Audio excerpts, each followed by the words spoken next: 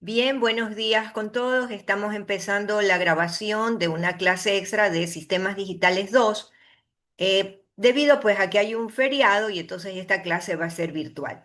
Y así continuaremos luego con el material normal del curso cuando regresemos pues a clases normales ya para la próxima semana.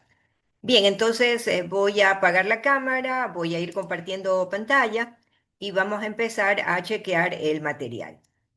Bien, entonces por aquí vamos a ir empezando. Bien, entonces vamos a ver también el material referente pues a un documento que estuvimos trabajando, que está en Word, que es este que está acá. Y vamos a continuar exactamente desde la parte en donde nos habíamos quedado, ¿no? Entonces vamos a ver por acá. Voy a retomar el material desde lo último que vimos, ¿no? Entonces vamos a trabajar desde por acá. Bien. Entonces con esto, chicos, déjenme achicar acá esto, ya. Bien, entonces vamos a ir revisando el contenido, ¿no? Bien, lo primero estábamos trabajando con este material acá en Word. Luego tenemos pues la presentación que vamos a ir haciendo en paralelo. Entonces, chicos, estábamos hablando la clase anterior de lo que serían los CPLDs. Entonces, esos CPLDs o dispositivo lógico programable complejo está formado por bloques de dispositivos programables individuales. Entonces, aquí tenemos un arreglo lógico programable individual y junto con otros más que vemos en la vecindad, ellos se comunican a través de interconexiones que vemos acá abajo. Y por supuesto, la información entra o sale de estos dispositivos a través de bloques de entrada-salida. Entonces acá también teníamos nuestras láminas de clase, vamos a continuar también en paralelo con esto. Fíjense, acá está entonces los dispositivos lógicos programables individuales, la región ploma de interconexiones y los bordes en la periferia, pues en donde se encuentran los bloques de entrada-salida. Ahora bien, estos dispositivos programables a su vez se organizan para estructurar lo que llamamos una macrocelda. Entonces aquí vemos tres macroceldas, son tres réplicas, ¿no? Los bloques lab, así llamados por el fabricante Intel, o FB por el fabricante Sealing, nos dicen que reunimos varias de estas macroceldas para formar el bloque, ¿no? Entonces, aquí vemos tres macroceldas, en donde veíamos aquí también las regiones de AND programables, nótese aquí los switches programables, nuestras crucecitas simbólicas, y esto está diagramado en el formato de estilo compacto. Esto un poco para ahorrarnos el cablerío. Luego, a partir de las regiones AND programables, mire que las salidas de las AND viajan a la OR, y entonces aquí a la salida de la OR lo que tenemos es una forma canónica, que ingresa a una XOR para permitir, dependiendo de lo que esta entrada que está aquí tenga, es decir, o un 1 o un 0, pero dependiendo del valor que yo le ponga aquí, un 1 o un 0, la salida de la XOR me permite tener la misma función que ingresó desde la OR o la negada. Entonces acá en la salida de XOR puedo tener la función o su negado, que se puede guardar en un flip-flop D, viaja luego a este multiplexor que me permite escoger o la función sin almacenaje o la función almacenada. Y finalmente lo que sería el buffer de triple estado, ¿no? Que esto sale. Y por supuesto esto sale dependiendo de lo que tengamos aquí en el control del buffer de triple estado.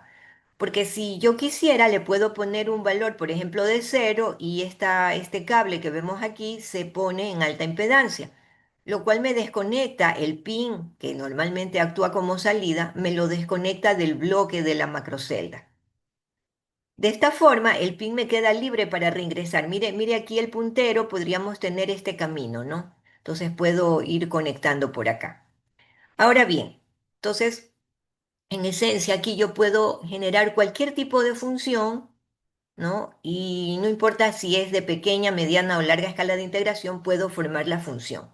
Si es de corta escala, obviamente la función se genera directamente, pero si fuera de mediana o de larga escala, varios de estas macroceldas o muchas de ellas se organizan para construir ese integrado de mediana o larga escala o incluso más altas escalas de integración a través de la comunicación que se da por diversas rutas, ¿no?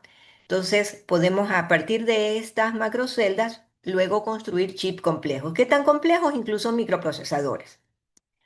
Y bien, entonces, todas estas regiones de interconexiones programables se construyen a través de elementos fundamentales que serían los switches programables y borrables eléctricamente basados en el comportamiento de un transistor del tipo IPRO, ¿no? Entonces, estos transistores nos permiten unir las horizontales con las verticales, ¿no? Entonces, tratemos de ver acá por dónde estaría ubicado uno de estos. Probablemente esas interconexiones se den entre las horizontales y las verticales, por ejemplo, en los puntos de cruce que vemos aquí, donde están estas X. Entonces, esto lo que me dice es que un cable que esté ingresando, por ejemplo, aquí en la vertical, se puede unir con cualquiera de las horizontales que cruza. Y mire que acá, incluso en las regiones en donde está el esquema compacto, ¿no? También nos lo dice. Entonces, en cada punto de unión de una horizontal con una vertical, tenemos estas X que representan a los switches programables que tenemos por acá mencionados. Entonces, están basados en el transistor del tipo IIPRO. ¿Cómo es uno de estos transistores? Mire aquí, ¿no? A nivel de la construcción de los semiconductores, ¿no? Entonces, en esencia, ¿qué es lo que está pasando? Que yo voy a poder unir un cable de la vertical, ejemplo aquí donde está justo el diagrama, con un cable de la horizontal. Entonces, lo que termina sucediendo es que este transistor que vemos aquí justamente, o conduce o no conduce. ¿Cuándo conduce? Pues cuando se produce una corriente, ¿verdad? Un flujo de corriente aquí. Y no conduce, pues obviamente cuando la corriente cesa. ¿Y cómo se logra controlar esta corriente? A través de un segundo gate que tenemos acá abajo, que es el gate flotante. Entonces, este pequeño transistor, el inferior, está encapsulado en un cristal, ¿no? Literalmente está encerrado en un cristal. Entonces, para que los transistores puedan fluir, y ojo que es un cristal, pero delgadito, o sea, a escala nanométrica, el grosor de ese cristal es tal que si usted le inyecta suficiente energía, ¿verdad?, al dispositivo, lo pone en conducción, y si no, cesa. Entonces, ¿cómo hacemos, por ejemplo, para que conduzca? Inyectamos un cierto voltaje, ¿no? Un voltaje de programación, que es como se le llama, y entonces ciertos electrones cruzan, ¿no? Y entonces al cruzar se almacenan a través de ese cristal en lo que sería el gate flotante.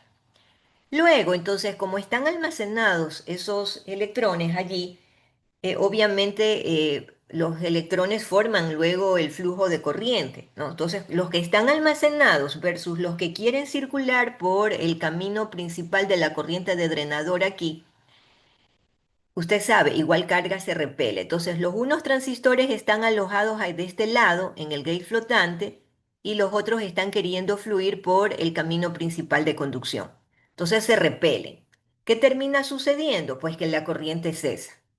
Por el otro lado, usted lo quiere poner de nuevo a conducir a este transistor. Entonces, ¿qué sucede? Le aplica un voltaje inverso, mucho más grande que el voltaje de operación, ya lo vamos a ver por acá. Y entonces, al ponerle voltaje inverso, esos transistores, perdón, esos electrones que estaban almacenados, regresan al camino de conducción y desaparecen los electrones que estaban alojados en el gate flotante. Cuando ya ellos no están, entonces, ¿verdad? Se permite nuevamente la operación del dispositivo. Entonces, señores, a través de este tipo de transistores, y aquí se puede ver, ¿no?, cómo están las cargas, etcétera, colocadas. Entonces, a través de esto es que nosotros controlamos, ¿no?, si la unión de la vertical con la horizontal se da poniendo a conducir el dispositivo, este transistor del estilo IPROM, o si lo abro. Entonces, ¿qué termina sucediendo? Regresemos acá, que cuando usted lo pone a conducir, una horizontal se une con una vertical. Caso contrario, permanece igual abierto. Bien. Ahora, hablemos de los bloques de entrada-salida, los IO block. Entonces, esencialmente, nosotros vamos a tener estos pines bidireccionales que permiten o la entrada o la salida de la información. ¿Dónde están normalmente los geoblocks, ¿no? Son pues los bloquecitos que vemos acá.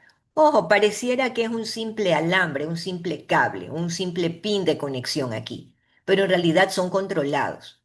No, no es tan simple como decir, ah, ya, conecto el alambre ahí y ya está, no, la señal llega. En realidad esos de ahí están controlados. ¿Quién es la estrella de este bloquecito? En realidad está acá, que es el buffer de triple estado. Entonces este de aquí controla si la información entra o sale. Bien, como ustedes pueden ver aquí, existen dos tipos de IO-block, los elementales y los complejos. Entonces, definitivamente los elementales están formados pues por el buffer de triple estado, mientras que los complejos van a contar con muchas opciones de configuración. Incluso se pueden sincronizar, vamos a poder controlar incluso la pendiente de cómo cambia del estado, ¿no? Desde la que conduce hasta que no conduce, ¿no? Entonces, vamos a ver que hay bastantes variedades ahí de bloques complejos de entrada-salida. Por aquí tenemos una macrocelda de la familia Mac 7000. Entonces, señores, este de acá es un CPLD de Intel. ¿Qué vemos aquí? Ojo, que esto es lo que el fabricante provee. Entonces, estamos viendo que en primer lugar están lo que serían las puertas HAN. Mírenlas aquí, ¿no? Puertas HAN, hay una variedad de ellas por aquí. Entonces, se ve también las líneas de entrada, tanto en la horizontal como en la vertical, estos cruces que se dan por aquí en donde tenemos nuevamente esto representado en el esquema compacto, ¿sí? Nótese que luce como si la puerta tuviera un solo hilo de entrada, pero no es así, es el esquema simbólico nada más que estamos viendo. También aquí nos dice, observe, FROM-PIA, dice, no acá abajo, FROM-PIA. Entonces esto viene de la matriz o región de interconexiones programables. De esta forma vemos el buffer, tanto inversor como no inversor, que aparece aquí, ¿no? Este símbolo que vemos que nos deja pasar o la señal o su inverso. Entonces, dependiendo de lo que se programe, usted aquí puede formar cualquier producto, lo que habíamos mencionado en la clase anterior. Luego aparece un bloque en rojo, esta matriz selectora de términos producto. Entonces, ¿qué es lo que esto me dice? Que dependiendo de lo que aquí se genere en estas entradas, estas dos de acá arriba, ¿sí? Yo puedo escoger qué productos de entre todos los que tengo aquí dejo pasar hacia la puerta OR que está diagramada luego. Mírale aquí, ¿no? Entonces puedo escoger qué productos sumo. En otras palabras, genero una forma SOP, pero variable. Es decir, puedo escoger qué multiplico, ¿verdad? Y luego, pues, qué sumo. Entonces aquí estoy escogiendo esencialmente la forma en la que mi forma SOP va a tener, ¿no? Luego paso pues por la XOR, ¿no? Aquí ya habíamos mencionado que obtengo la función o su negado. Luego aparece por aquí lo que serían los Parallel Expander, estos de aquí. Esencialmente a través de Parallel Expander yo puedo traer funciones desde otra macrocelda para luego aquí tomarlas en consideración y ayudar a formar la forma canónica SOP. Entonces, puedo expander mi función. Una vez que ya sumamos y pasamos por la XOR, entonces nótese que este hilo me lleva hacia un MUX. Por cierto, señores, todos los que están aquí graficados en amarillo son multiplexores. Y nótese que de estos multiplexores, todas las selectoras están conectadas a un símbolo que vemos acá abajo, que en esencia es un transistor EEPROM, de los mismos que mencionábamos anteriormente. Entonces, a través de este dispositivo aquí yo puedo guardar un 1 o un 0. Entonces, aquí le estoy diciendo al multiplexor si deja pasar canal 1 o canal 0. Por ejemplo, el que vemos aquí, que lo estoy marcando, el inferior de los multiplexores, ¿no? Aquí esencialmente lo que estoy escogiendo es la señal de clear. O sea, la salida de este MUX es un clear, que viene acá, ¿no? Viene al el flip-flop de que ya lo vamos a mencionar, ¿sí? Pero para escoger el clear, lo que aquí vemos es que tengo una barra, que es esta que estoy marcando, como señal de borrado global del sistema o clear global. Esa sería la del canal 1. O estoy generando a través de la matriz selectora de términos productos una función de clear que me permite borrar algo específico, ¿no? Mensaje. Tengo dos clear en este rato. Un clear, que es una función que yo generé, o un clear global del sistema. Entonces, multiplexor se encarga de llevar esto al pin de borrado, que es el clear que vemos aquí, ¿no? Volvamos a la función principal que salía de la XOR. Entonces, señores, aquí esencialmente estamos diciendo que esta salida de XOR viene e ingresa a este multiplexor. Por ende, yo puedo en este MUX dejar pasar a la entrada de la función directamente para que se almacene o acá vemos que hay otra entrada de este multiplexor, mírele aquí donde estoy marcando, donde esta entrada viene de un pin de entrada-salida, ¿sí? Y entonces puedo traer incluso una función de otro integrado. Y la guardo aquí para que en esta macrocelda se empiece a procesar. Entonces, mensaje, este multiplexor me permite escoger una función que voy a almacenar que la genero en la misma matriz selectora de términos productos por acá atrás o que viene de otro chip. Ahora bien, por ejemplo acá, mire, de la misma manera hay un reloj aquí marcado, mire el pin de reloj del flip-flop D, viene de un multiplexor en donde se escoge un reloj que lo genero como función en la matriz selectora de términos productos o un reloj que es el del global del sistema. Y lo mismo la señal de enable que está aquí, ¿no? Mire que simbólicamente enable sale de un multiplexor también, ¿no? Entonces, puedo a través de este flip-flop obtener información que yo guardo generada o en los mismos, digamos, en el mismo dispositivo programable aquí o algo que venga de afuera. Entonces, finalmente tengo un flip-flop de controlado, ¿no? Ahora bien, esta salida del flip-flop de Q, aquí llamada, también pasa a través de un multiplexor en donde vemos que el multiplexor en su selectora tiene también aquí programado a través de lo que el transistor y EEPROM guarde, ¿no? Entonces puedo programar y guarda la salida Q o, mire, deja pasar lo que sería la función sin almacenaje. Entonces, a través de este pequeño multiplexor, yo envío lo que se ve aquí hacia la matriz de interconexiones programables, lo que sería la función, ¿no? Entonces, bien, este es un dispositivo de Intel, ¿no? Real. ¿Qué pasa con esta misma familia y con respecto a lo que sería el bloque elemental de entrada-salida? Entonces, mire, aquí hay una serie de señales que alimentan a este multiplexor, ¿no? Y todas las señales que están aquí dice que son señales globales de control. Entonces, este multiplexor es el control de lo que sería el buffer de salida, un buffer de triple estado.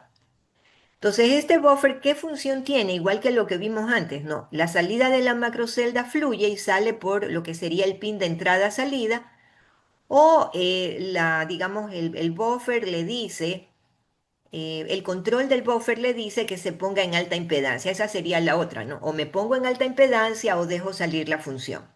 Si este dispositivo se pone en alta impedancia, aquí se abre y la patilla de entrada-salida ya no sería realmente utilizada. Entonces, para no desperdiciarla, más bien dejamos aquí que esto ingrese. Entonces, la señal del buffer, si aquí se pone en alta impedancia, ahora me permite ingresar una función de otro lado o ingresar una señal en general, ¿no? Entonces, esto viaja a la matriz de interconexiones programables para que por allá se redirija a la macrocelda que en ese rato trabajaría esta entrada, ¿no? Entonces, esta patilla, como bien se ve aquí, es bidireccional. Dependemos entonces de lo que sería el de triple estado para permitir su funcionalidad. Seguimos. ¿Qué dispositivos hay de Intel y de Xilinx en lo que se refiere a CPLDs? Bueno, hay muchas familias, ¿no? Pero, por ejemplo, por aquí tenemos lo que es Max 10, Max 5, Max 2. También hay, por ejemplo, Cyclone, ¿no? Eso en Intel. Y, por ejemplo, Cold Runner en lo que sería Xilinx, que es la otra gran fábrica, ¿no? Que ahora pertenece pues a AMD. Entonces, señores, hay una variedad de dispositivos que se pueden escoger. ¿De qué dependemos? Bueno, hay variables como el precio, la capacidad de estos dispositivos. No voy a decir la calidad, porque en calidad todos estos son, digamos, muy confiables, ¿no? Son muy buenas estas gamas de integrados. Bien, por acá también hay Development Kit, es decir, kit de desarrollo. Entonces, ¿qué es lo que pasa? Que estos dispositivos ya en la vida práctica, como son de gran capacidad, no sirven normalmente para cosas chiquitas, ¿no? Sino para desarrollos, para prototipado, para circuitos más grandes, ¿no? Tal es así que hay familias, por ejemplo, Cyclone, que es una de las más avanzadas en Intel, eh, parte de esta gama de chips, los de más alta capacidad, Intel los fabricó incluso para probar circuitos avanzados como son microprocesadores.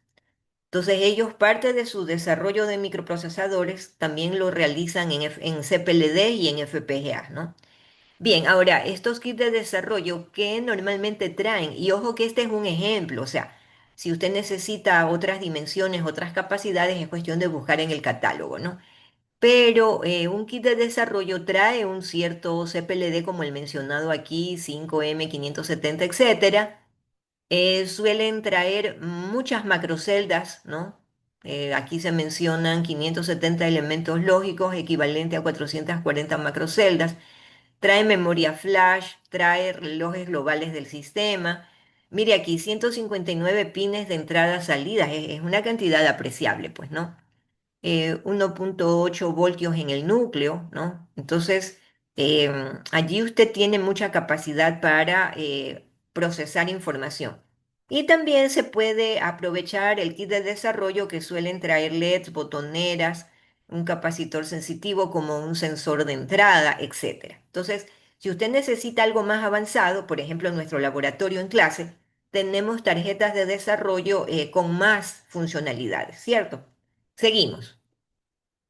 Por aquí vemos ya lo que sería en bloque, ¿no? Una partición funcional del kit de desarrollo. Entonces, como usted puede ver, por aquí hay botones, hay LEDs para el usuario, el cristal oscilador que está por aquí de 10 megahercios, memorias, ¿no? A través pues de interfazado.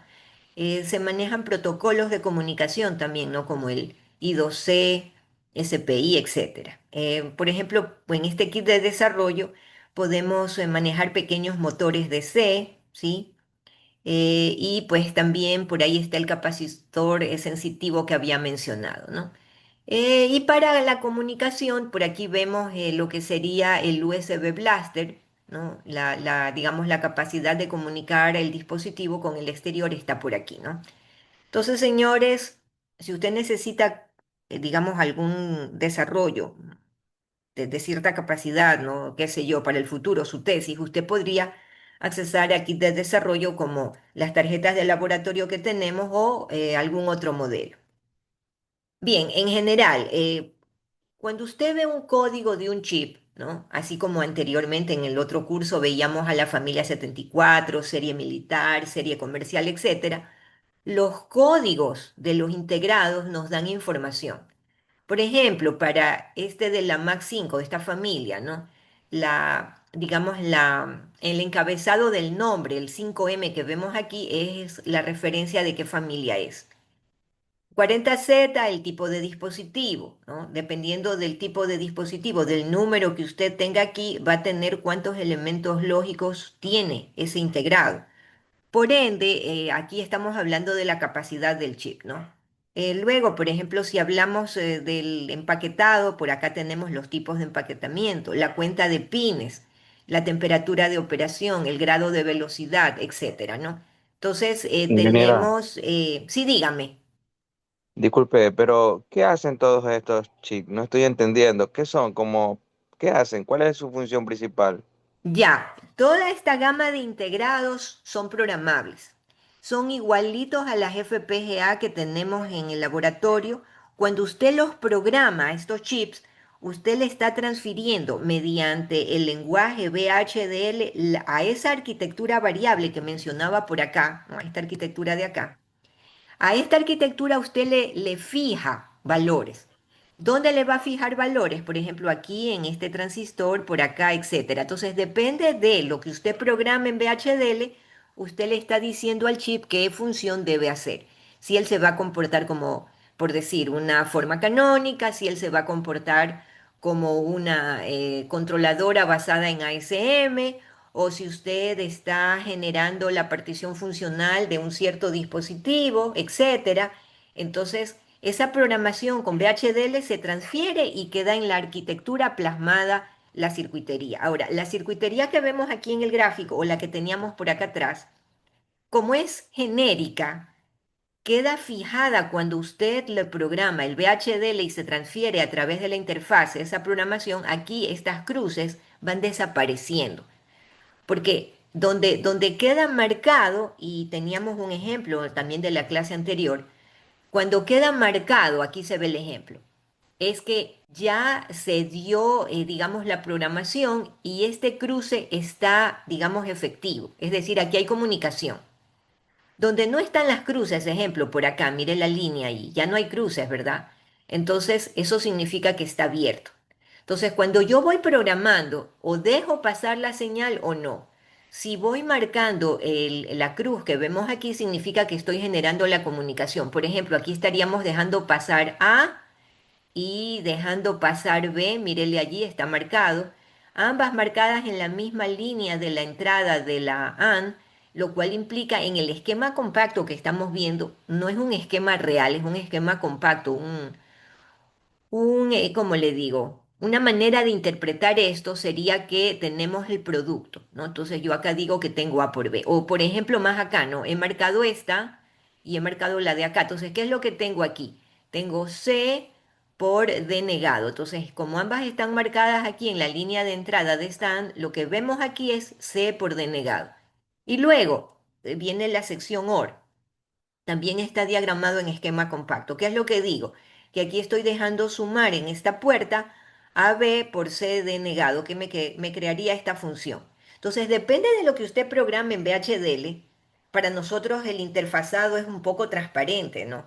Usted escribe el VHDL y automáticamente la interfase se encarga de generar estas cruces, ¿no? Dependiendo de lo que usted programó, dando lugar a que la macrocelda completa, luego todo esto funcione. Es decir, se genera la forma canónica, se pasa por la XOR dependiendo de lo que usted necesite. Si tiene que almacenar, se almacena en varios de estos flip-flops y utilizamos luego los pines de entrada-salida. Entonces el VHDL lo que hace es internamente a través de la interfase, pasa finalmente al lenguaje de máquina y ese lenguaje de máquina se encarga de decir dónde coloco unos o ceros aquí. Por ejemplo, un uno o un cero aquí en lo que sería el buffer, un uno o un cero aquí en el MUX. El clock ya vimos cómo se genera, la XOR también. Entonces, este de acá finalmente es uno real de esta familia de Intel.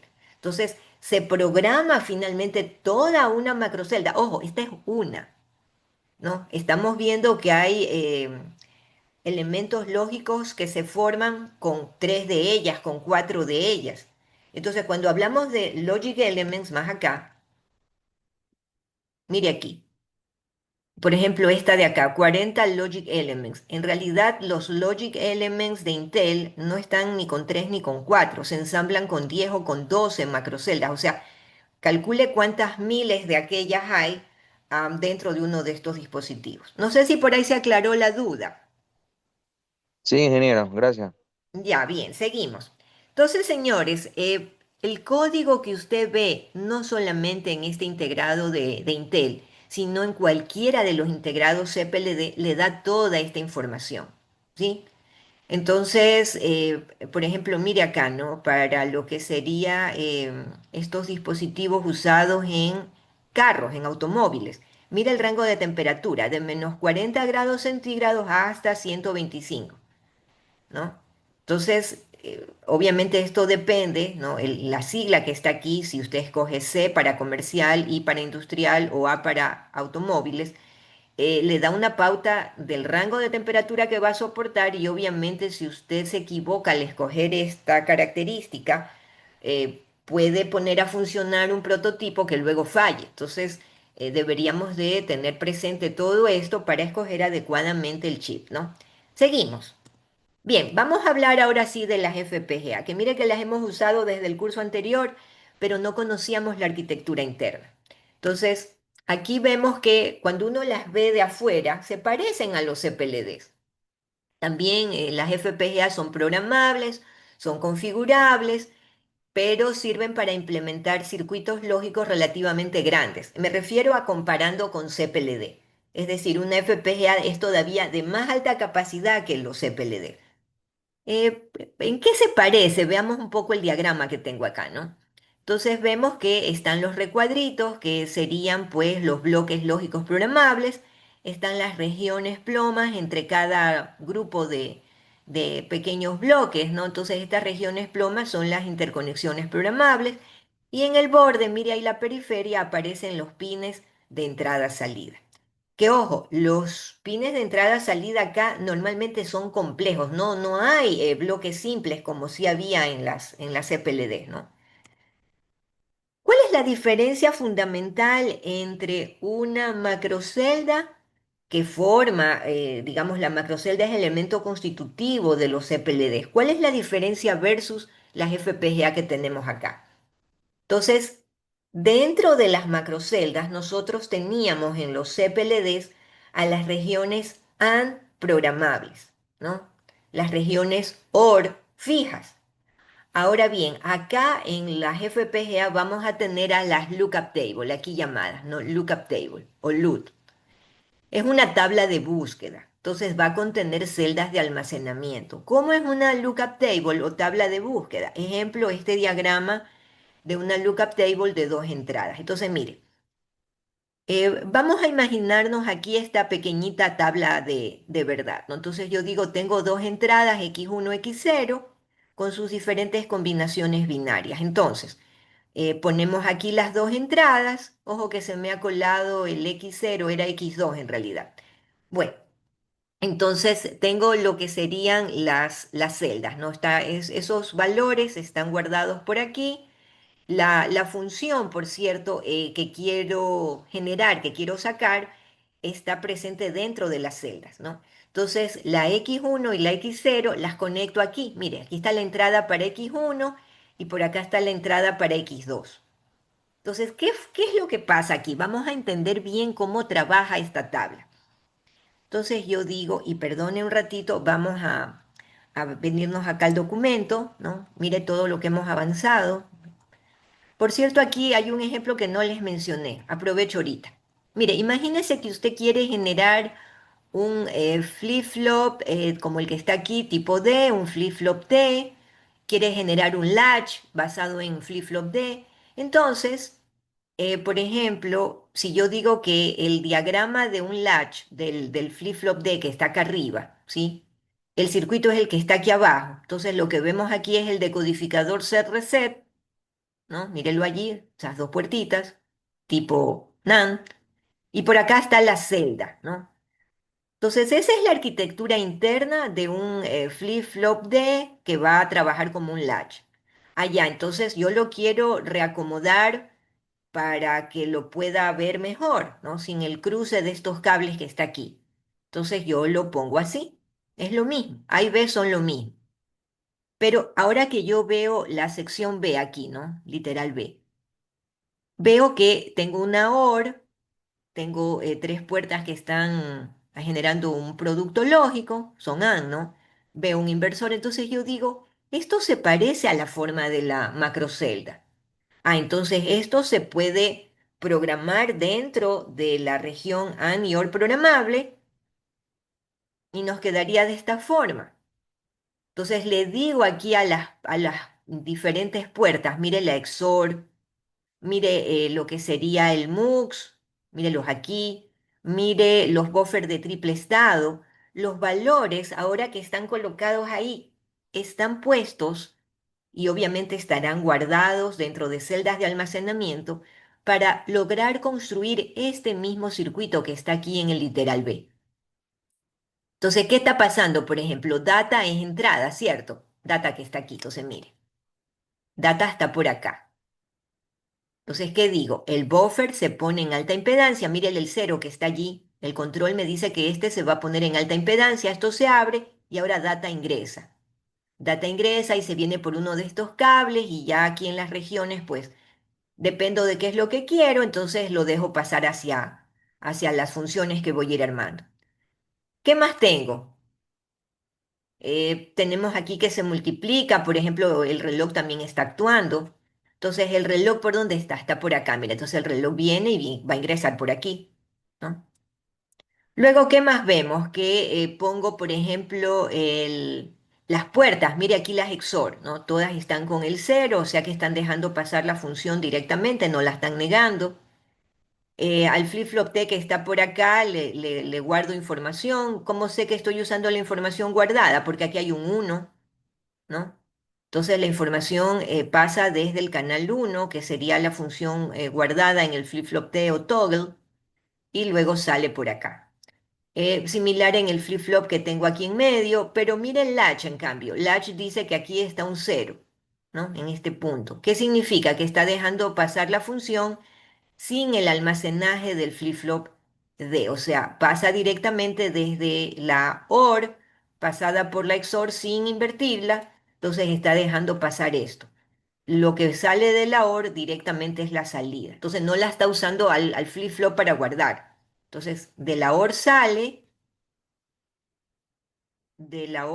aquí, entra a la XOR, obviamente al pasarla por cero es la misma, y de ahí sube, pasa por el canal cero del MUX y sale. Entonces, mire, cualquier implementación de cualquier función se puede luego construir en las macroceldas, ¿no? Eso no lo había mencionado, pero ahorita ya con el ejemplo lo hemos visto. Bien, todo esto ya mencionamos, este ya lo vimos. Vamos a hablar un momento aquí de las expansiones antes de seguir, ¿no? Con el material que estábamos de las FPGA. Supóngase usted que tiene una función súper grande. Entonces aquí está la matriz selectora de términos productos y usted necesita más recurso de lo que esa macrocelda le ofrece, ¿no? Entonces una de estas no le abastece. ¿Cómo hace? Manda información de una macrocelda vecina a la que sigue. ¿Cómo hace eso? Mire que aquí existe este switch doble. Entonces, dependo de la programación que hago, de lo que se conoce como Shared y Parallel Expanders, estos switches, ojo, son switches pero son electrónicos, es decir, son de estado sólido, ¿no? Entonces, puede suceder que, por ejemplo, y voy a poner esto un poquito más grande para que lo veamos, ¿no? Mire allí, podría suceder que este switch esté, y déjeme ver aquí. Ya, podría suceder que este switch está en la posición exacta como usted lo ve allí. Es decir, la función cruza por el switch y va a la XOR.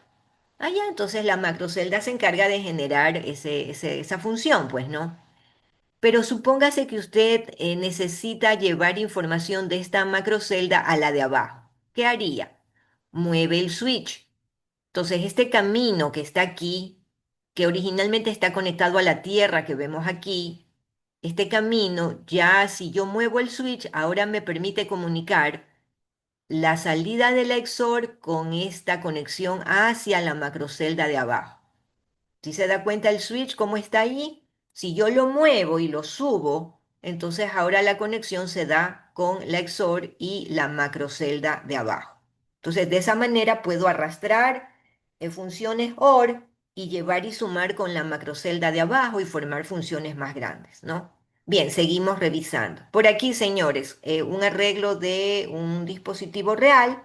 Mire que las macroceldas se agrupan aquí de 16 en 16, dando lugar a estos grandes bloques a los que llamamos lab, ¿sí? Entonces se empiezan a arreglar lab A, lab B, lab C, lab D. Entonces macroceldas de la 1 a la 16, de la 17 a la 32, de la 33 a la 48, de la 49 a la 64, por ejemplo, y así seguiría para abajo. Lo que vemos en rosado aquí en medio es la matriz de interconexiones programables, ¿sí? Y los bloques de entrada-salida que están en los bordes. Entonces, es lo mismo que lo que habíamos mencionado, solo que en una escala masiva, ¿no? Ya mucho más grandes. Bien, por aquí esto ya vimos, por aquí también, este es de ceiling. Déjenme ver, vámonos acá. Este también ya lo habíamos mencionado, ¿no? Vamos a hablar de las FPGA por acá. Entonces, señores, estábamos justo aquí chequeando, pues, que estas son de más alta capacidad.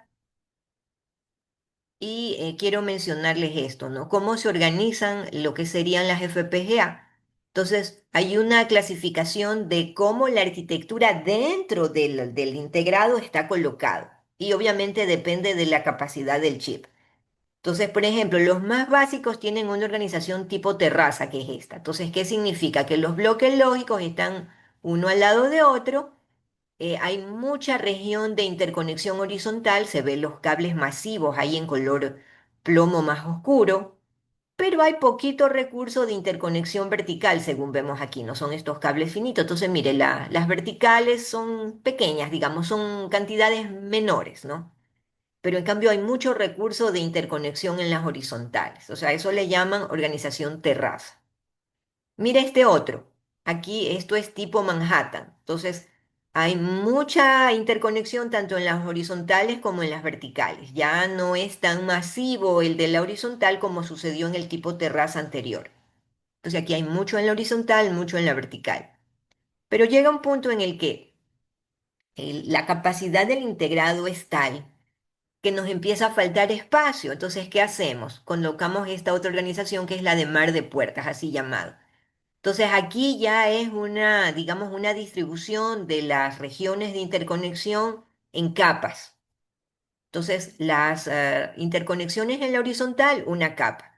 Los recursos lógicos en medio. Y las interconexiones en la vertical en medio y los bloques lógicos en la parte inferior, ¿sí? Entonces se crean capas, ¿no? Las interconexiones horizontales en un lado, las verticales en otra capa y los bloques lógicos en otra capa. Por supuesto que para comunicar aquí hay que pasar cables tal como se ve ahí en 3D, de arriba para abajo, ¿no? Entonces es una organización mucho más compleja, pero obviamente esto se utiliza en integrados de más alta capacidad. Vamos a seguir. Bien, por aquí estábamos justamente hablando de lo que sería la tabla de búsqueda, ¿no? Entonces quiero mostrarles aquí el ejemplo para que usted lo vea bien, ¿no? Por favor, póngale atención. Mire, aquí está la función F1, ¿no? Así llamada. Están las entradas X1 y X2. Entonces, por supuesto, como es una tabla de verdad, yo digo la función F1 es la salida. Y las combinaciones de X1 y X2 están aquí marcadas. Entonces, ¿qué es lo que termina sucediendo?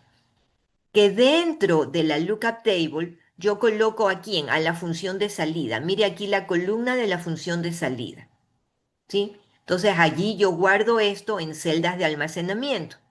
Entonces la función de salida está guardada dentro de la lookup table y existen unos multiplexores aquí.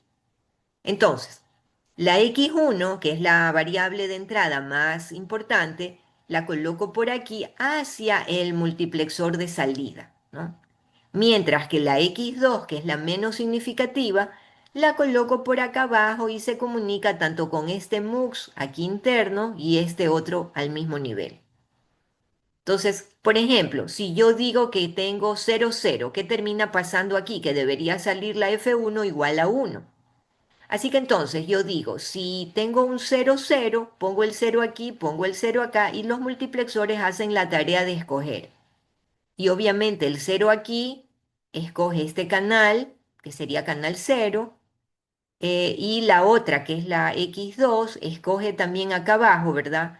Un 0 aquí, un 0 aquí termina escogiendo este canal. Entonces el 1 pasa aquí y el segundo MUX deja pasar ese 1 hacia F1. Entonces sale. Mensaje, los multiplexores en base a las entradas escogen, pero los valores que se escogen están guardados dentro de pequeñas celdas aquí en el interior, ¿no? Entonces esto sale. Así funcionan las lookup table. Ahora bien, ¿cómo se relaciona esto con lo que habíamos llamado la macrocelda? Entonces mire acá. Resulta que la macrocelda anteriormente estaba formada no solamente por las regiones AND y OR, sino que la macrocelda tenía el flip-flop y el multiplexor para seleccionar. Ahora la macrocelda se va a transformar, ¿sí? Entonces ahora aquí está la tabla de búsqueda que reemplaza a las regiones AND y OR programables. Entonces una lookup table se unen luego con un flip-flop D y con el selector que es el MUX. Y de ahí la funcionalidad es la misma. Las entradas vienen desde regiones de interconexiones. La tabla de búsqueda me dice cómo genero la función, pasa por el MUX, perdón, por el flip-flop para almacenarse y el MUX me dice si la escoge para sacarla, mire que aquí está la salida, es si escoge la función guardada Q o si deja pasar directamente lo de la lookup table directamente a través de este multiplexor. ¿Sí? Señores, pregunta, ¿se entiende bien allí qué está pasando con la macrocelda? ¿Cómo es que se transformó ahora con la lookup table? A ver, ¿cómo estamos? Sí, ingeniero. ¿Sí se entiende? Bien, vamos a seguir. Ahora bien, en cuanto a los bloques de entrada-salida, las macroceldas que estamos viendo ahora trabajan con bloques complejos, es decir, las CPLDs tenían tal vez bloques simples, tal vez bloques elementales, ¿no? También podían tener bloques complejos, sí, pero ahora las FPGA solo tienen del tipo complejo. ¿Sí? Vamos a hablar también de las interconexiones programables, ¿no? Entonces, mire, aquí hay un dibujito, permítame poner esto acá en las láminas. Ya, entonces habíamos conversado de la lookup table. Aquí vemos cómo se reemplaza lo que sería una función generada desde regiones AND y OR. Entonces se reemplaza por una lookup table y ahora unimos esto pues a la estructura que les acabé de mostrar para formar esta nueva macrocelda, ¿no? Entonces la lookup table se une con flip-flop D, con multiplexor y generamos ahora nuestro nuevo elemento lógico, ¿no? Bien, por aquí estábamos mencionando bloques de entrada-salida.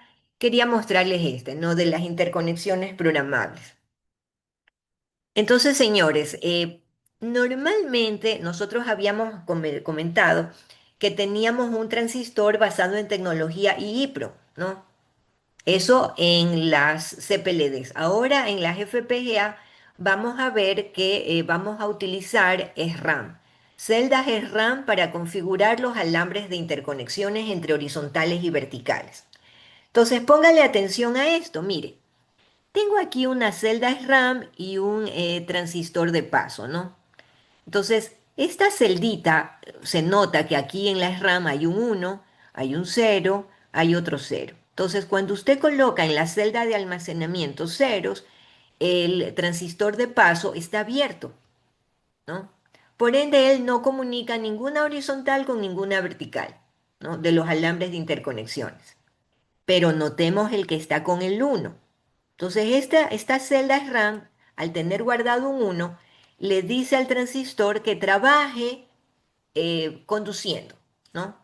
Entonces, este de aquí está conduciendo allá. Y si él conduce, ¿qué hace? Observe la conexión. Ojo, la conexión no ha cambiado, ¿no?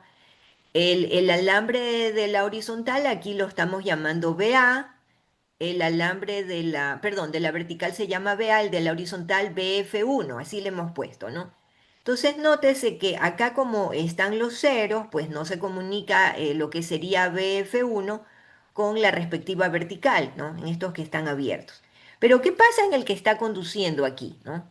Como esta celda SRAM tiene el 1, él conduce, entonces el transistor de paso conduce y termina uniendo lo que sería el cable de la horizontal BF1 con la vertical, de forma tal que la señal BF1 ahora es transportada al cable donde está BA. O sea, la información se pasa de una horizontal a una vertical cuando el transistor de paso lo permite. Entonces ahí usted puede ver la diferencia, ¿no? Los ceros indica que está abierto, pero donde hay un 1 estará en comunicación, ¿sí? Y por ende la función F1, que la tenemos aquí marcada con estos valores, ahora ya no solo que viajó por la horizontal, sino que se fue al alambre donde está BA, ¿no? Bien. Por acá tenemos la arquitectura de un elemento lógico, ¿no? De un Flex 10K, que es un tipo de FPGA de Intel. Entonces, ¿qué es lo que vemos aquí? Vamos a tratar de ubicarnos en primer lugar con los elementos que ya conocemos. Por ejemplo, tenemos el flip-flop D, ¿no? El básico, mírelo allí. Tenemos los multiplexores que siguen estando en amarillo, ¿sí? Tenemos por acá lo que sería la lookup table, la tabla de búsqueda. Entonces, esta lookup table me permite tomar los datos. Mire que por acá tenemos data uno, data 2, data 3, etcétera, ¿no? Entonces, toma los datos desde las regiones de interconexiones, ¿no? Que están por aquí. Entonces, estas regiones de interconexión, ya usted sabe, ¿no?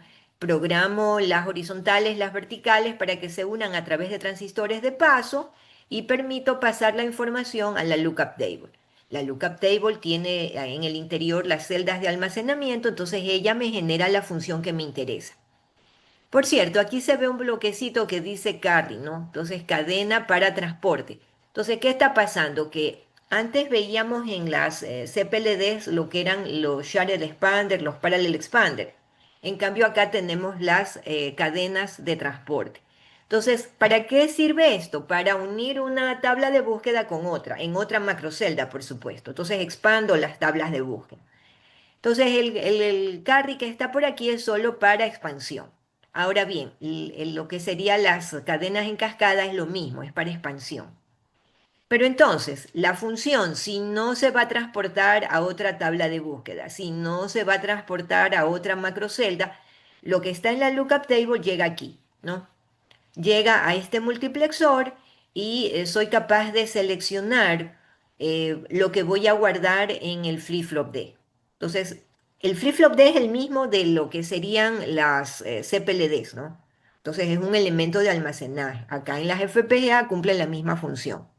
Entonces, tengo lo que sería mi flip-flop D y luego multiplexores para sacar información, ¿no? Entonces, mando finalmente la función de salida hacia el exterior. Por allí también vemos que puedo escoger, por ejemplo, el reloj. Mire este cable del reloj aquí. Puedo escoger el reloj del sistema o puedo escoger una función que venga de otro lado, ¿no? Lo mismo para el enable, ¿no? En este flip-flop de lo habilito a través de una función o entrada que venga por aquí mismo, de la misma macrocelda, o puedo traer una habilitación, mire aquí, desde otro lado, ¿no? Entonces, lo mismo está pasando con el preset y el clear, ¿no? Entonces, en este flip-flop puedo escoger qué lógica es la que me habilita a través de este bloque en color rojo. Pero en esencia, lo que está aquí es una lógica que podría bien ser otra lookup table que me permite escoger esas dos señales, ¿no? Bien, por acá, bueno, el reloj ya lo había mencionado. Entonces, señores, ahí tenemos un diagrama dado por el fabricante original, que es Intel, respecto a este modelo de FPGA que es la Flex 10K, que es una muy conocida.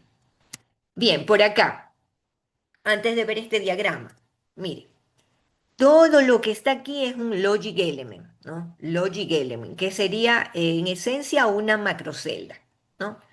No le decimos directamente macrocelda porque las macroceldas sí tenían pues las regiones AND y OR programables, ¿no? Acá le decimos logic element a pesar de que sí se parecen, pero es porque está la lookup table, ¿no? Entonces, todo lo que está aquí, logic element. Mire acá, logic element uno, 2, etcétera, hasta el 8. Entonces, un lab es un bloque de arreglo lógico, así llamado en Intel, que está construido con 8 logic elements. Si pudiera decir que son 8 macroceldas para que ustedes lo interpreten igual, ¿no? Pero tengo 8 logic elements. Entonces, con estos de acá yo logro enviar o recibir información que digamos que se extrae a través de la comunicación. Estos buses aquí en color plomo son las regiones de interconexión, ¿no?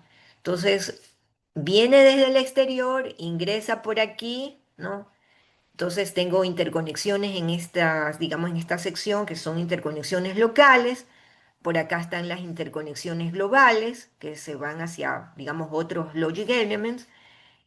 Por aquí están los buses que me permiten ingresar la información a cada logic element y obviamente estos otros buses que me permiten sacar información.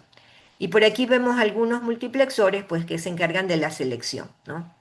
Las señales de control también están por aquí. En todo caso, ya se empiezan a agrupar, ¿no?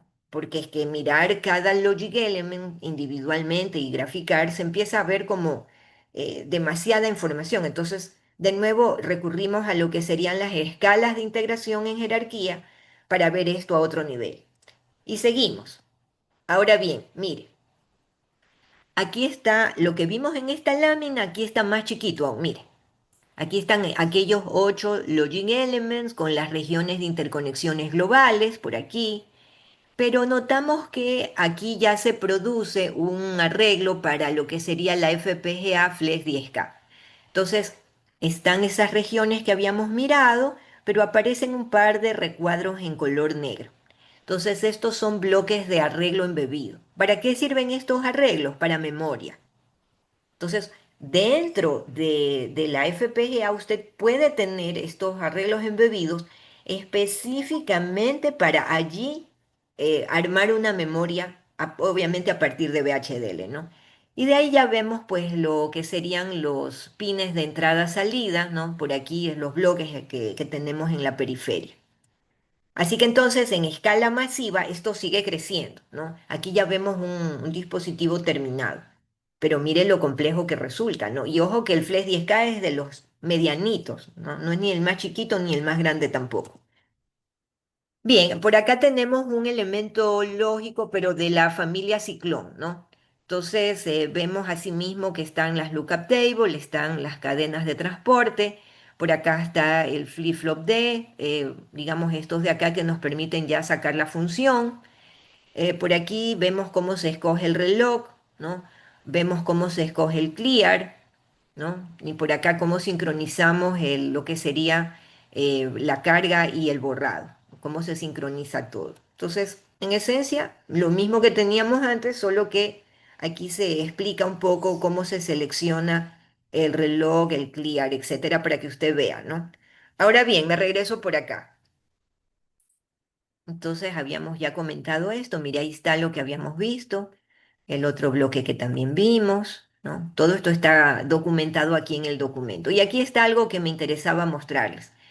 Hablábamos de que yo puedo en los arreglos embebidos crear memoria, o sea, está la reserva de espacio para crear memoria. Entonces ahí es donde yo puedo crear RAM o ROM. Y por supuesto que son de dimensiones variables, depende de lo que usted programe. Lo que no puede cambiar es el total, es decir, esto por esto me da un valor, ¿no? Esto por esto me da el mismo valor. Cualquiera de los productos que yo haga aquí me va a dar el mismo resultado, porque finalmente la arquitectura que está en este bloque es de una capacidad limitada. Entonces, con ese límite máximo puedo armar cualquiera de las variantes de memoria que veo aquí, ¿no? Bien, por aquí este es de Ceiling, un FPGA de Ceiling que está narrado. Bien, vamos más abajo. Aquí mire, el arreglo incrustado, ¿no? Esta que está por aquí para generar memoria, ¿no? Áreas sombreadas para generar memoria. Bien, y entonces chicos, estamos aquí un poco llegando pues a las aplicaciones, ¿no? Entonces permítame acá. Bien, entonces, ¿qué tienen estas familias? Pueden tener memoria embebida, como ya les mencionaba. Podemos tener PLLs, que son los lazos de enganche de fase. Estos de acá esencialmente sirven para crear modulaciones. También la familia Ciclón, por ejemplo, que es una familia muy conocida de FPGAs, tiene multiplicadores embebidos. Y cuando digo multiplicadores, señores, es eso. Puedo crear la multiplicación aritmética a través de hardware, ¿no? Mire que en el curso vimos cómo crear multiplicación secuencial. También vimos que en RTL existe la operación producto, que para nosotros en la programación RTL es simplemente un operador súper simple, pero cuando uno empieza a ver el hardware que está atrás de esa súper simple operación, ahí están los multiplicadores embebidos. Y por supuesto que cuando uno revisa matemática avanzada, uno se topa con, digamos, multiplicaciones literalmente. Puedo multiplicar matrices, puedo multiplicar series. Entonces, cuando uno dice, la multiplicación aritmética 2 por 2, pues simple. Pero cuando uno empieza a hablar de multiplico matrices, multiplico o transformo, ¿no? Por ejemplo, en la plaza a veces hay que usar estas multiplicaciones, etcétera. Entonces allí es que estos multiplicadores realmente sirven, ahí es donde realmente se les ve el provecho, ¿no? Entonces me ahorro mucho, tiempo de procesamiento con esto de acá. Y sin embargo es una operación densa. Imagínense multiplicar matrices, ¿no? Entonces, a través de esto es que se realiza. Bien, ahora, Ciclón 5, el SOC que vemos aquí de FPGA, ¿qué significa? Que es un System on Chip. SOC es System on Chip. Entonces, cuando hablamos de System on Chip, ¿qué es lo que estamos diciendo? Que yo pongo un hard processor, que es el procesador duro, un procesador creado, cualquiera de los procesadores que usted se imagine, con código de fábrica, literalmente es como si yo lo tuviese en mi mano y lo meto dentro del entramado de una FPGA. Prácticamente lo pongo al lado, ¿sí? Entonces ahí se ve el procesador duro y la FPGA al ladito. Entonces ahora esto es un System on Chip en donde yo puedo accesar a memoria, ¿sí? Puedo accesar a los buses. Aquí está, mire, para accesar a memoria, ¿no? A la memoria flash, más memoria por acá, ¿no? La interconexión, el JTAG para la comunicación hacia el exterior, ¿no? Para la programación, por acá más de la programación. Entonces, puedo accesar a muchos de los recursos de una computadora, tal cual, pero teniendo un System on Chip al lado, puedo programar ciertas cosas en la FPGA y luego directamente operando la FPGA en paralelo con el hard processor, poner todo el sistema a trabajar. Entonces, esto de acá se vuelve incluso más útil y más complejo que un simple microprocesador, ¿no? System on Chip entonces toma la ventaja del procesador más las FPGA para aplicaciones de propósito específico. Bien, seguimos. Por aquí vemos cómo esto está armado, ¿no? Por ejemplo, por aquí tengo el subsistema del procesador, está la memoria caché, están los subsistemas periféricos, está toda la región de interconexiones, está todo lo que es las memorias, ¿no? Y luego acá está la FPGA. Entonces aquí es donde se dice, ¿no? Que está la fábrica de FPGA. En realidad esta es toda la región programable que hemos visto hoy, en donde aquí la programo a través de VHDL y asimismo tengo memoria que puedo crear dentro de la FPGA. Puedo tener los controladores de acceso al medio creados también con VHDL y más memoria para otros propósitos. Entonces, finalmente, todos los bloques de memoria pueden estar por afuera y comunico todo el sistema para crear sistemas complejos a alta velocidad. Entonces, ese es un System on Chip. ¿Qué familias tenemos? Bueno, hay algunas, ¿no? En Altera, que es de Intel, y Xilinx, que hoy en día es AMD, tenemos a Stratix, a Arria, a Cyclone, a Max, Spartan, Virtex, Artix, Quintex, etcétera, ¿no? Cada una de estas tiene pues sus capacidades. Miren los nanómetros aquí que me dice qué tan pequeños, ¿no? Son los dispositivos a escala nanométrica, ¿no? Estas son las separaciones o dimensiones de los diferentes transistores que forman el sistema. Por acá, para que usted se haga una idea, ¿no? Em, las FPGA, cómo ha ido su evolución en precio, en potencia, ¿no? Siempre aumentando, pero mire que en cambio, mientras más integración tenemos, obviamente más se va reduciendo las dimensiones de los dispositivos, de los transistores que están basados en FETs, ¿no? Transistores de efecto de campo. Entonces, se ve cómo está esto evolucionando, ¿no? Entonces, las FPGA están por aquí, los System on Chip obviamente más arriba, y más arriba en los últimos desarrollos están los circuitos integrados en 3D, que son más complejos aún, más ancho de banda, más velocidad, más memoria, más procesamiento, etcétera, ¿no? Entonces, eso, capacidades de integración más elevadas están por acá arriba. Nosotros estamos por aquí y vamos ahora a empezar a hablar también de los SoC, ¿no? Los System on Chip o microprocesadores embebidos que luego puedo unir con los micro comunes. Aplicaciones, bueno, soluciones de visión embebida, lo que sería en movilidad, ¿no? En dispositivos autónomos, diseño de sistemas en el borde, me refiero al borde del conocimiento, ¿no? Las más nuevas aplicaciones están por aquí con FPGAs, realidad virtual. Los servidores de los data centers ya no están basados en discos comunes y silvestres, sino en FPGAs. Todo lo que es inteligencia automotriz, el Internet de las cosas industrial, controles de diversos equipos con conectividad IP, etcétera, etcétera, y todas otras aplicaciones nuevas que están en marcha hoy en día, ¿no? Hoy en día, por ejemplo, si usted abre algunos dispositivos electrónicos comunes, ejemplo, osciloscopios, multímetros, me refiero a marcas conocidas, ¿no? Televisores, los cerebros de los autos, ¿no? Muchos de ellos. Toda esa electrónica está en FPGA. Bueno, por aquí unas gráficas, ¿no? La computación en la nube, estos son los data centers esencialmente, ¿no? Que almacenan la información hoy en día. El 5 y 6G que está en boga, ¿no? Que está esto poco a poco en crecimiento digamos, en instalación hoy en día en algunos países. Visión embebida, el Internet de las cosas industrial. Las marcas, no solamente vaya a creer que está Altera con Intel y Xilinx con AMD, sino que hay otras, ¿no? Cypress, Lattice y otras más. Y bien, por ahí se termina esta parte de la presentación. También acá pues hemos llegado al fin de esta documentación que parece ser extensa, pero en realidad es de una lectura muy amena, ¿no? Obviamente hay que entender lo que está aquí, que no es cualquier cosa, pero con la explicación de hoy espero que se les haga más fácil. También decirles aquí por si acaso, cuando usted vaya leyendo, está todo con nomenclatura, por ejemplo, los multiplexores, los flip-flop, todos numerados y todos haciendo alusión a los numeritos que están por ahí, ¿no? Para que usted no se me pierda cuando lea.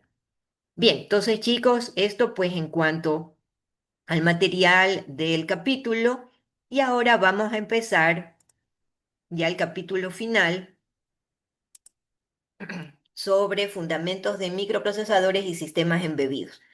La idea sigue siendo la misma. Vamos a seguir hablando de partición funcional y de controlador del sistema, solo que ahora los sistemas son aún más complejos que los que ya vimos y estarán basados en FPGA, ¿no? Para allá vamos. Entonces, bien, vamos a hablar conceptos generales de sistemas embebidos, vamos a ver la arquitectura base de los microprocesadores, vamos a ver cómo son los conjuntos de instrucciones genérico, por ahí hablaremos de un par, y vamos a ver un ejemplo la próxima semana. En la introducción, ¿qué tenemos en general con la organización de una computadora? Va a estar formada por la unidad aritmética y de control, ¿no? Aquí adentro, lo que es la entrada, la salida, la memoria, ¿no? Que puede ser de memoria de programa o memoria de datos. Por supuesto que si es la memoria del programa es ROM y si es la memoria de datos es la RAM, ¿no? ¿Cómo podemos clasificar a la arquitectura? ¿No? Me refiero a la arquitectura de los microprocesadores. Entonces, cuando nosotros hablamos de cómo esto se clasifica, los computadores en general se clasifican de acuerdo a la cantidad de datos que se procesa y a las instrucciones que procesa. Entonces, por ejemplo, yo puedo procesar un solo dato o puedo procesar múltiples datos. Puedo procesar una sola instrucción por vez o puedo intentar procesar múltiples instrucciones. Entonces, esta clasificación la trabajó el señor Flynn hace ya muchos años. Y de aquí se derivan también la arquitectura de von Neumann y la arquitectura Harvard, que pues son las dos grandes áreas de trabajo, aparte de arquitecturas de paralelismo que tenemos hoy en día, ¿no? Bien, entonces yo digo, por ejemplo, que si tengo una instrucción y un dato, tenemos a SysD. Entonces aquí no se explota para nada paralelismo. Trabajo un solo dato y una sola instrucción, y esa es la clásica arquitectura von Neumann, ¿no? Entonces se ejecuta una instrucción con un dato en cada ciclo del reloj. Podría utilizar técnicas de segmentación o pipeline, pero ya allí esas arquitecturas necesitan cierta reforma respecto a lo que vamos a estar viendo, ¿no? Entonces, las antiguas computadoras hacían esto, procesaban un solo dato con una sola instrucción por vez. Ahora bien, aquí se puede ver a las arquitecturas tanto von Neumann como Harvard. Entonces, sí hay una similitud y asimismo hay una gran diferencia, porque mire, en ambas arquitecturas está la unidad central de procesamiento. En ambas arquitecturas tengo la memoria de datos y la memoria de instrucciones. Solo que en la arquitectura von Neumann yo tenía un solo bus de control, un solo bus de direcciones para direccionar ambos tipos de memorias y un solo bus de datos e instrucciones, porque como los datos y las instrucciones estaban juntos en la memoria central, entonces yo accesaba a través de este bus de color verde claro. Sí, ahora bien, la arquitectura Harvard tiene las memorias de la ROM y la RAM, ¿verdad? De datos y de instrucciones, pero por separado. Ya no es una sola memoria. Ahora sí están bien separadas, incluso físicamente.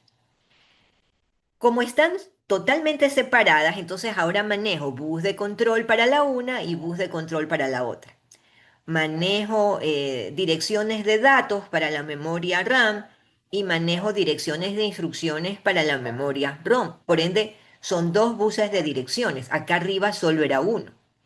Y por supuesto que como tengo las dos memorias por separado, manejo bus de datos por un lado y bus de direcciones por el otro. Entonces, ambas memorias ahora están totalmente separadas. Esa sería la diferencia principal. Ahora bien, seguimos con esta clasificación, ¿no? La taxonomía que habíamos mencionado acá atrás del señor Flynn. Entonces, ahora aquí yo hablo de una instrucción, ¿sí? Y de múltiples datos, ¿no? Entonces, en este caso, se va a ejecutar la misma instrucción de forma sincronizada pero con datos diferentes. Entonces ahí es cuando nosotros podríamos tener varios flujos de datos a través de varios buses de datos dentro de un único flujo de instrucciones para realizar las operaciones que se paralelizan de forma natural. ¿Sí? Entonces esto de acá sucede pues cuando usted tiene, por ejemplo, una unidad central de procesamiento diciendo que se cargue pero se cargan diferentes informaciones de diferentes sensores, por ejemplo. Entonces, la información de cada uno de esos sensores ingresa por un bus distinto, pero todos manejan la misma instrucción de carga, ¿no? De almacenaje. O, por ejemplo, si estos datos provienen de sensores, entonces yo quiero todo el tiempo tener el promedio de la información de esos sensores. Supóngase que fuera de temperatura. Allá entonces ingresa un nuevo dato y se promedia con los anteriores. Sí, pero todos están recibiendo la misma instrucción de carga esa información, ¿no? En cada uno de los buses donde vienen esas informaciones de los sensores de temperatura, y todos reciben la misma instrucción de promedia, ¿no? Pero estoy manejando la misma instrucción con varios buses donde me ingresan diferentes datos, ¿no? Entonces, esa podría ser el ejemplo de instrucción SIMD, ¿no? De la arquitectura SIMD. Ahora bien, por acá, múltiples instrucciones, múltiples datos, la llamada MIND. Esta de acá dice que se trabaja con varios procesadores autónomos que van a trabajar instrucciones de forma simultáneas, ¿sí? Sobre datos diferentes, ¿no? Entonces, estos de acá suelen ser los sistemas distribuidos. Ojo, instrucciones diferentes sobre datos distintos. Entonces, aquí digamos que podríamos compartir la memoria, podríamos compartir, digamos, el espacio de almacenaje para esos datos, pero también podría estar distribuida esta memoria, ¿no? En todo caso, son procesadores autónomos, cada procesador está trabajando sus instrucciones y sus datos, ¿no? Entonces, a esto de acá el clásico ejemplo es procesamiento distribuido. Y este de acá, que es un poco raro, ¿no?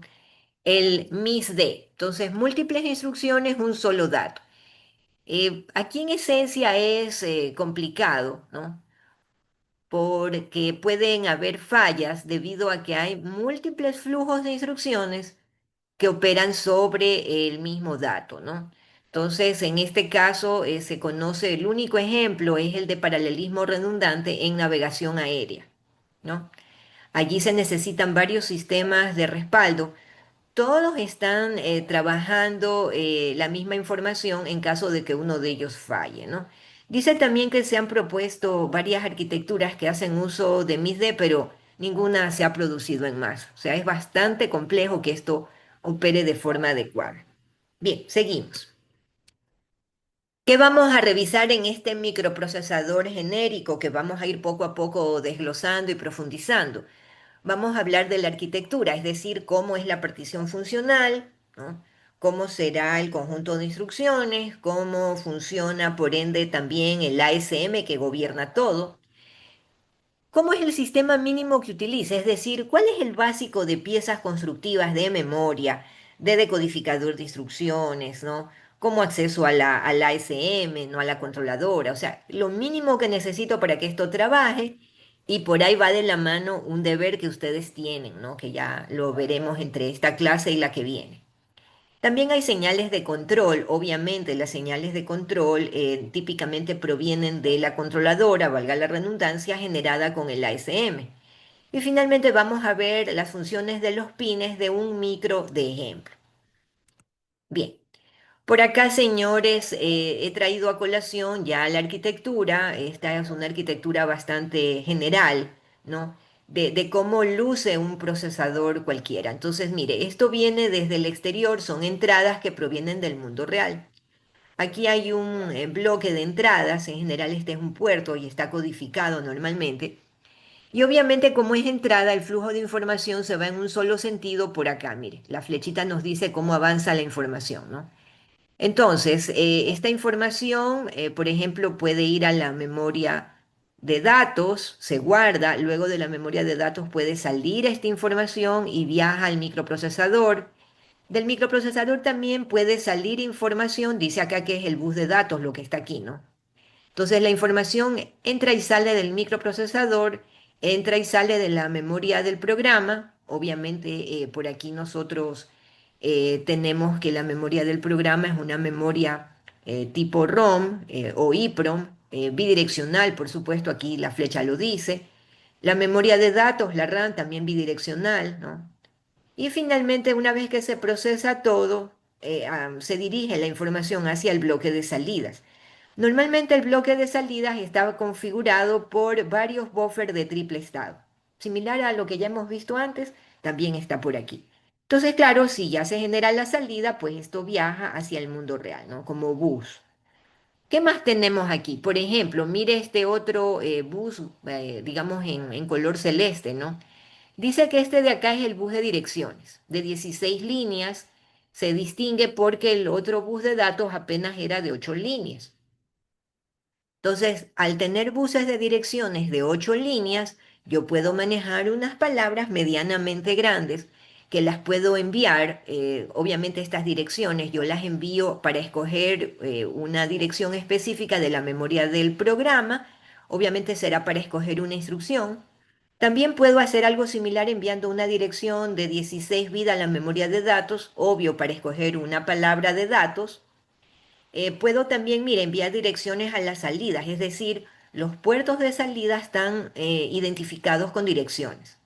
Y similar sucede con lo que sería el bloque de entradas. A través de direcciones escojo el puerto correcto, ¿no? Para ingresar información. Y finalmente, señores, acá se puede ver lo que será esta línea de control, esta que está aquí en color negro, finito, ¿no? En realidad también es un bus, ¿no?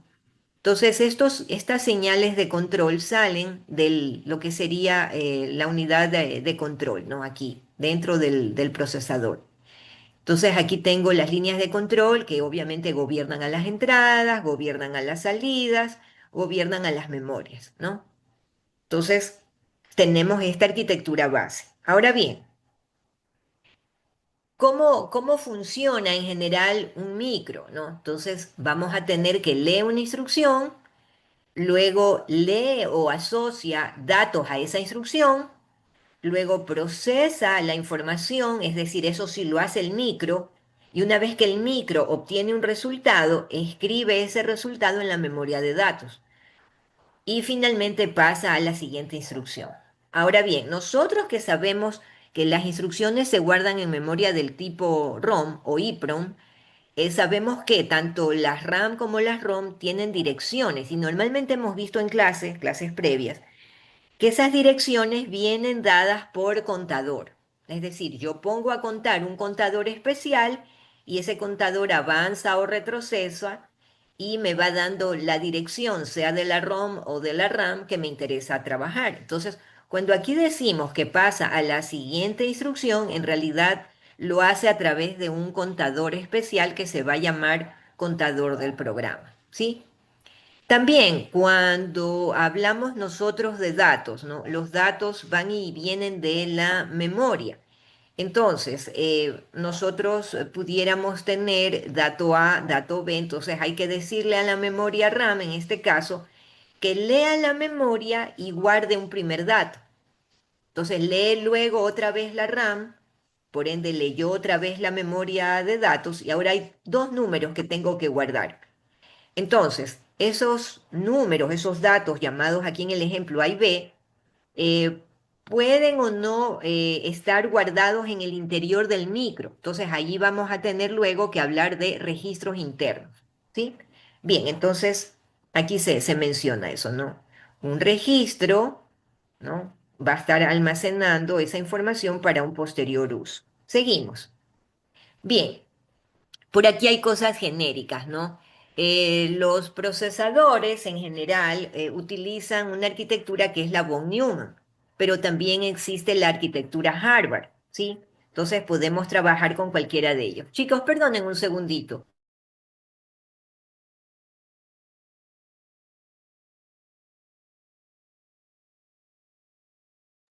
Bien, chicos, seguimos. Entonces, como les decía, no tenemos las dos arquitecturas. Vimos hace un rato que la diferencia entre ambas era dónde guardo el dato para procesamiento, ¿no? Es decir, o tengo separada en una sola memoria central tanto datos como instrucciones, o separo datos e instrucciones en dos memorias totalmente diferentes, ¿no? ¿Qué es lo que termina sucediendo? Que en la von Neumann como les había mencionado, tanto las instrucciones como los datos están en la misma memoria. Entonces, allí lo que yo tengo que hacer es separar ese mismo dispositivo de memoria, pero separo una sección de direcciones para ROM y otra sección de direcciones para RAM, ¿no? También, al estar los datos en esa misma memoria, como yo tengo que accesar múltiples veces por datos, múltiples veces por instrucciones, es como que ese bus que me envía la data se congestiona. Entonces, para tener ciertos datos más cerca del microprocesador, se trabaja con memoria en jerarquía, tal como aquí se menciona. Cuando entonces una computadora normal yo la apago y la prendo, cuando la prendo, todo se lee desde el disco duro, ¿verdad? Pero también se puede leer de un disco de estado sólido, pero finalmente todo eso termina cargado en la RAM, ¿no? Que es de donde el procesador la lee. Pero la RAM es muchísimas veces más rápida que el disco y por lo tanto se vuelve ideal cargar esa información en la RAM para que el procesador, que también es súper rápido, pueda trabajar a la misma velocidad que la RAM, ¿no? Entonces, de esa manera se acelera un poco la velocidad de procesamiento. Imagínese usted que tuviéramos que trabajar todo el tiempo del disco, ¿no? Nos demoraríamos. Bien, otra cosita que viene acá de la mano. ¿Qué más hacemos para acelerar este flujo de datos e instrucciones? Para trabajar más rápido. Sabemos que el procesador es sumamente veloz, ¿no? Pero entonces yo tomo parte de esa memoria en jerarquía que ahora se ha creado y entonces de la RAM traigo, inserto memoria en el interior del procesador. Entonces, parte de esa memoria es lo que denominamos el caché. Está literalmente dentro del micro. Además de eso, esa memoria caché puedo tomar ciertos registros y ponerlos incluso dentro del procesador. Es decir, por ejemplo, el decodificador de instrucciones. Cuando va a decodificar una instrucción, no es que toma de la memoria jerárquica de la caché, no, sino que envía esa información directamente a un registro específico y ese registro está al lado del decodificador de instrucciones. Entonces, la instrucción está lista ahí. Le toma un ciclo de reloj accesar y procesar. Entonces es lo más veloz que se puede. Entonces, al hacer eso, hacemos las lecturas más fluidas, como aquí se dice, ¿no? Entonces, el contenido de la memoria, mejor dicho, la función de esta memoria caché es simple, tener los datos lo más cerca posible que se pueda del microprocesador, ¿sí? Entonces, de esa manera aceleramos los flujos de datos e instrucciones. Bien, vamos por acá. Mire ahora este mensaje aquí. ¿Cómo puedo acelerar el procesamiento de las instrucciones? Bueno, obvio, una de las maneras más rápidas que tengo de acelerar esto es ponerle un reloj más elevado, ¿no? Pero la otra cosa pudiera ser es que las instrucciones en sí no sean tan complejas, sino que yo las puedo a esas funciones complejas dividir en pequeñas microinstrucciones y esas pequeñas microinstrucciones se van procesando, se van trabajando en diferentes bloques del procesador. Entonces, divido la compleja instrucción en pequeñas microinstrucciones. De esta forma, el procesador es capaz de trabajar varias de esas microinstrucciones en un solo ciclo de reloj, ¿no? Y entonces, claro, todo depende del final de cómo yo armé la arquitectura, de si mi micro es capaz o no de desglosar estas pequeñas instrucciones en microinstrucciones. Y por supuesto que también todo tiene que ser sincronizado desde la unidad de control del sistema, ¿no? Entonces, mire usted cómo podemos acelerar el procesamiento de una instrucción. Seguimos. Bien, ¿cómo se realizan las operaciones en general, ¿no? Casi todas las instrucciones que tenemos en los micros utilizan dos unidades internas del procesador. La una unidad es la ALU. Mire, un bloque funcional o unidad aritmética y lógica y la unidad de punto flotante. Son las dos, ¿no? Entonces van a haber instrucciones que toman a la ALU, otras instrucciones van a tomar a la FPU, hay otras instrucciones que incluso trabajan a nivel del procesador gráfico, etcétera. Entonces, tenemos unidades especiales que llevan a cabo estas tareas.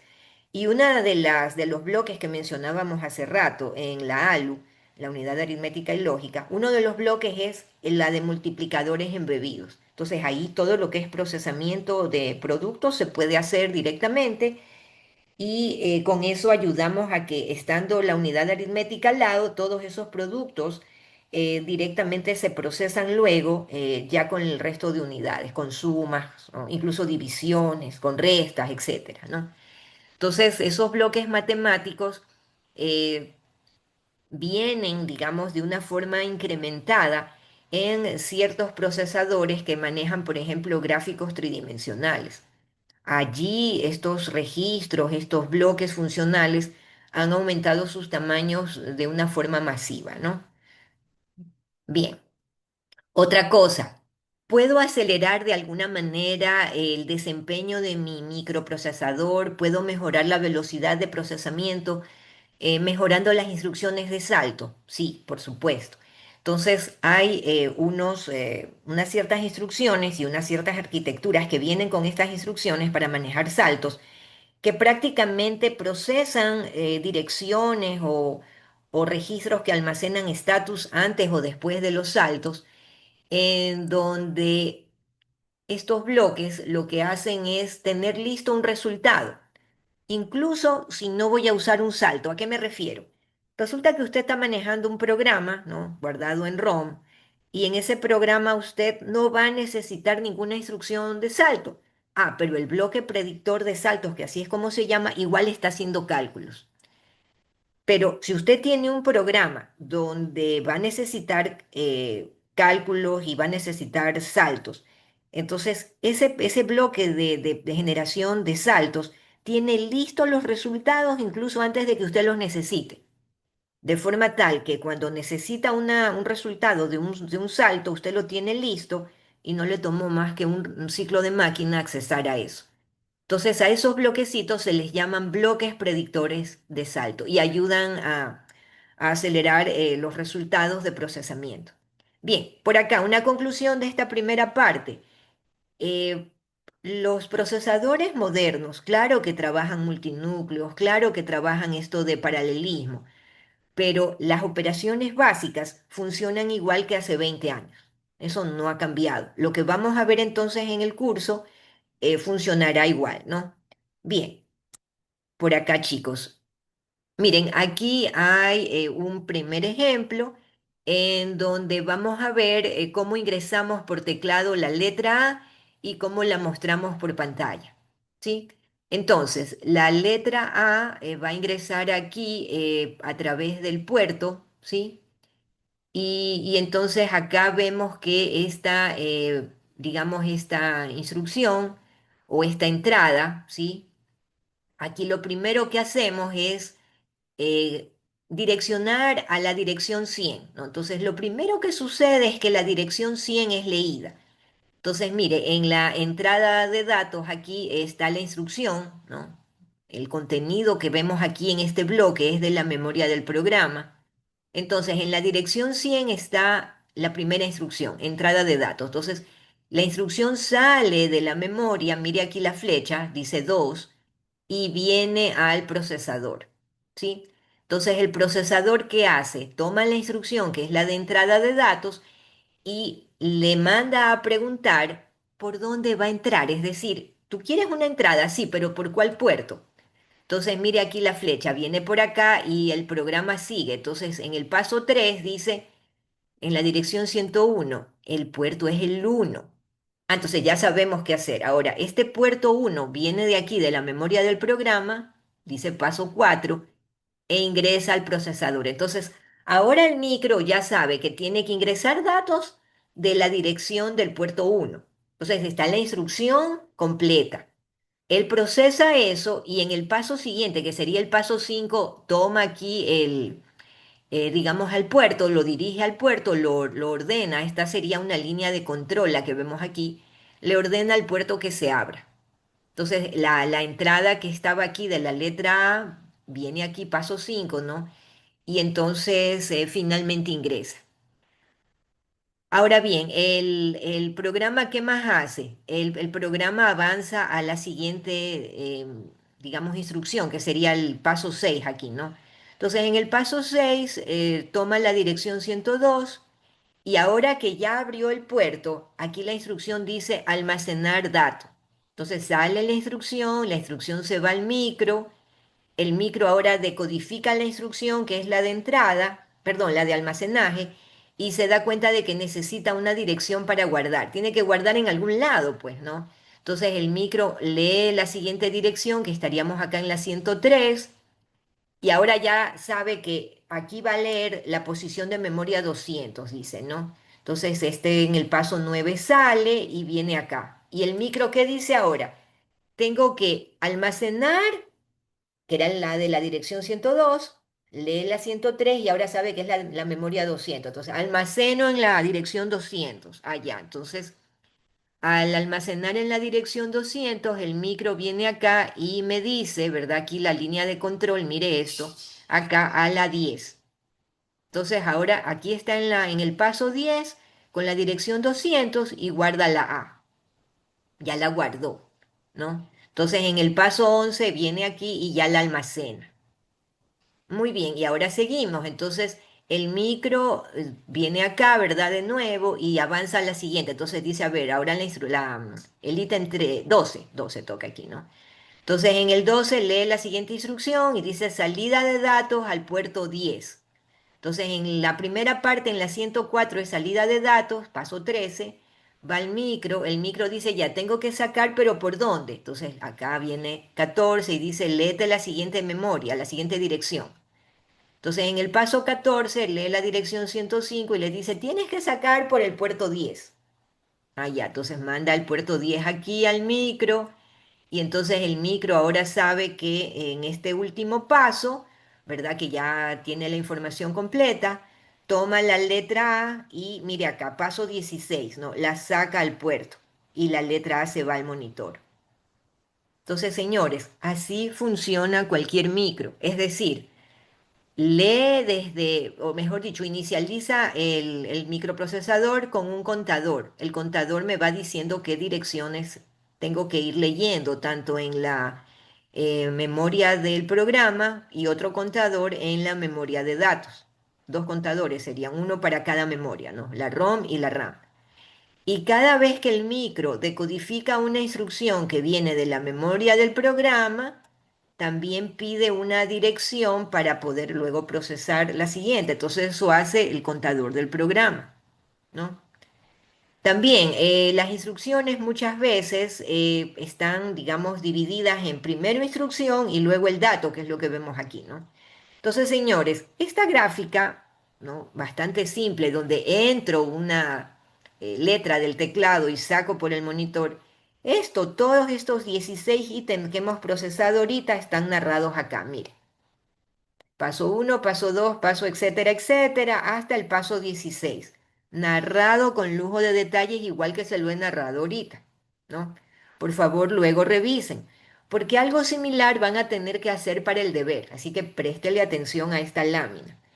Y finalmente, señores, aquí está una arquitectura ya un poquito más desglosada aún, ¿no? De nuevo está el teclado, por acá está el monitor. Por aquí vemos la interfaz del teclado. Por aquí es donde estará el código ASCII interviniendo para traducir cada tecla hacia ASCII, ¿no?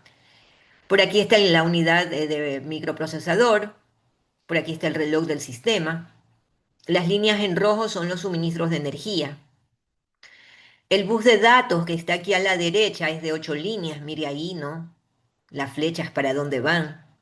Luego por acá tenemos a la salida del micro el decodificador de direcciones, ¿no? Entonces, dependiendo de qué instrucción yo recibo y proceso, tengo que habilitar ciertos bloques y para eso aquí el decodificador de dirección se encarga, ¿no? Estas líneas selectoras de chip le dicen luego desde el decodificador de direcciones a cuál bloque activar. Por supuesto que también están las líneas de control que salen del micro por aquí, ¿no? Entonces el bus de control es el que está aquí, que habilita sea la ROM, la RAM o la interfaz del teclado para entrada o salida por monitor también, ¿no? Etcétera. Entonces por aquí vemos cómo está dividido esto. Y por acá tenemos lo que sería la RAM, ¿no? Digamos una idea global de la RAM. Entonces, del microprocesador o mejor dicho, sí, desde el micro yo envío información de qué dirección necesito. Obviamente dentro del microprocesador estará el famoso contador del programa, ¿no? Entonces este contador me dice, bueno, ¿qué dirección tienes que ir a leer? ¿O en qué dirección tienes que ir a escribir? Entonces, normalmente aquí se puede ver este bus, permítame acá, este bus de direcciones que está por aquí, dice que es de 16 líneas. Entonces, eso significa que acá yo tengo address 15 hasta address 0. Ahí está, mire, una por una. Entonces, del bus se desglosa a sus hilos individuales de direcciones. Obviamente aquí empezamos desde la dirección cero y llegamos al máximo cuando todas valen uno. Entonces, como esto es un mapeo binario, muchas veces preferimos representar esto en hexadecimal. Entonces aquí se puede ver, ¿no? En hexadecimal están toditas las direcciones. Y normalmente así lo vamos a ver incluso en el deber, ¿no? Entonces, al tener 16 líneas de direcciones, pues, por ejemplo, yo tengo aquí en el ejemplo, aparecen todas en uno menos la última que está en cero. Por ende, la dirección que veo en hexadecimal, FFFE. Entonces, más manejable se torna de esta forma. Y por acá vemos ya un mapa de memoria. Señores, esta de aquí sería el mapeo que utiliza la arquitectura von Neumann. ¿A qué me refiero? Una parte, mire aquí, del contenido de la memoria que decíamos trabaja 16 bits para direcciones. Entonces aquí está en hexadecimal, mire, desde la dirección 0000 hasta FFFF, ¿no? Pero entonces, la von Neumann, ¿qué hace? Separa una sección de memoria para ROM, deja una sección de direcciones no usadas, luego separa un bloque de direcciones para RAM y luego un bloque de direcciones no usadas. Obviamente esto está para un rango de valores, no necesariamente son los valores que usamos, sino más que nada como ejemplo. Pero hay rangos que usamos y otros rangos no. Pero como esto es von Neumann, en cambio en la arquitectura Harvard son dos memorias por separado. Entonces ahí este mapeo ya no tiene, digamos, funcionalidad. Esto solo es para von Neumann. Porque en la Harvard, como es toda la memoria RAM y toda la memoria ROM totalmente por separado, cada una tiene un contador de programa y cada una pues ya no se traslapa con la otra, entonces se desaparece el problema. Aquí los bloques de no memoria, estas direcciones no usadas, estos bloques que están en blanco, más que nada es para que no traslapemos direcciones, ¿no? Cuando uno está programando el micro, entonces, si estamos en la von Neumann, se deja así, ¿no? Bien, por acá, chicos, para completar esto de memoria, existen arreglos de memoria. ¿A qué me refiero? Que puedo crear memorias grandes a partir de memorias de menor capacidad, ¿no? Entonces, por ejemplo, aquí, mire, puedo armar una memoria RAM de 256 por 8 y ahí está, ¿no? Pero también puedo hacer esa misma memoria a partir de dos bloques de RAM, RAM 1 y RAM 2 que se ve aquí, a partir de bloques de 256 por 4. Entonces, ambas forman la misma memoria RAM de 256 por 8. Pero además también puedo armar un bloque a partir de memoria individual. Entonces, mire, 8 RAM de 256 por 1. Entonces, esto digamos un ejemplo. Por acá, otro ejemplo, más denso aún. Puedo armar memorias más grandes a través de memorias más chicas, pero a través de jerarquía. Por ejemplo, mire aquí, ¿no? Están hasta los códigos de los chips aquí. Entonces, puedo tener, por ejemplo, desde la ADRES 0 hasta la ADRES 10, la ADRES 11 hasta la ADRES 13 parece aquí, ¿sí?